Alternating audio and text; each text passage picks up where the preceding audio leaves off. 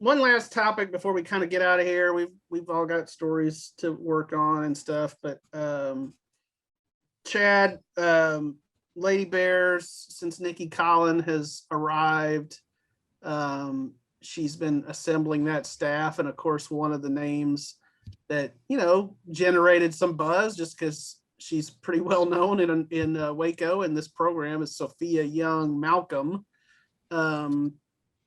What did you think about that hire? And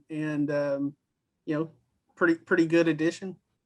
Yeah, I think so. Of course, I'll be finding out more and letting our readers know more this weekend. I've got interview set up to do a profile on her on our Texas Sports Hall of Fame series.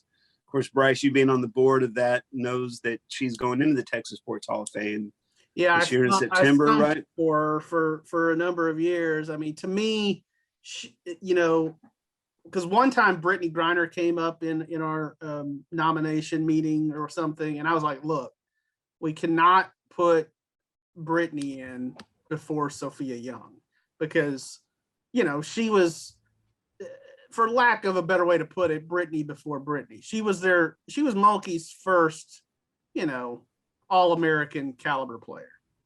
Yeah, I think you could probably look at every great program and say, here's the first player that this was all built around. Like RG3 has a statue at McLean Stadium. Why? Because whatever they did in the next decade after that was built on him being, their guy at that point. And you could just go great program to great program and point towards that player. So she's going to be like a player development person and almost kind of a liaison between the girls on the team and their stuff in the community and with the university. And so she's not necessarily an X's and O's hire, but just a person who is a face of the program and is a great face of the program. I think one of the things about her in 2005 that I kind of observed, not being the beat writer at that time, but was that she just is a real class act of a person. And I think, that was important. And that's always important to have,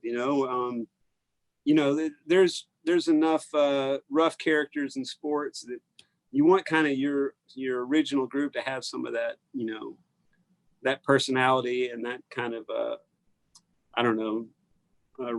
as much as Charles Barkley didn't want to be a role model, those role model types are nice.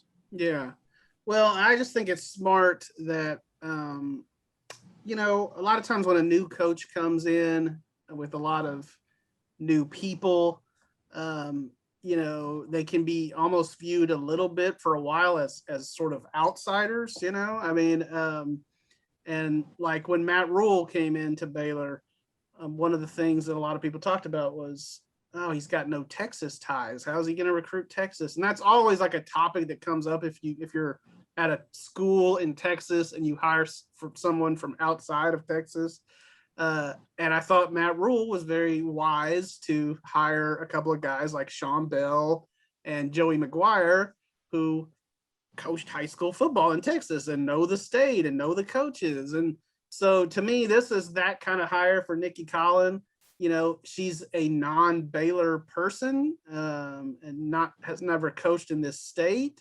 And so what does she do? She hires, one of the best Lady Bear players ever. And I think that kind of bridges that gap a little bit of that sort of outsider type feel, Yeah, absolutely. Well, and I don't know.